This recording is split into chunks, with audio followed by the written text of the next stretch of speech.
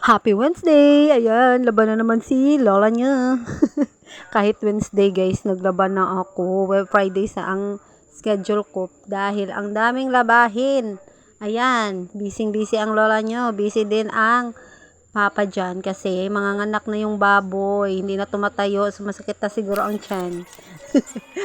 May 2 kasi ang schedule niya guys. And today is April 29.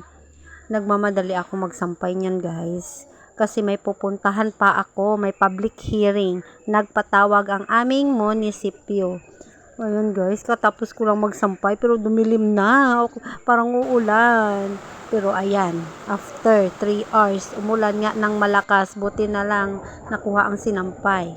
Ayan guys, sumattend na ako ng public hearing for the new policy of our municipality, Maitom, for the road. Sa lahat po ng pupunta ng Maitom, no, be aware po, may ang central po, elementary is one way na lang. At saka bawal nang magsuot ng mga PNP uniform, BFP, PCGs, at saka may permit na rin ang pagpapaputok, mga fireworks. Kukuha na tayo sa barangay kung may birthday na magpa-fireworks, di na po pwede. Kailangan meron na po tayong permit sa lahat ng magpapaputok. Kaya ayan, kasi kami ang nagbebenta ng paputok guys, kaya andyan kami. Ayan si Kuya Kuding, kasama ko, at saka si Noemi, ayun.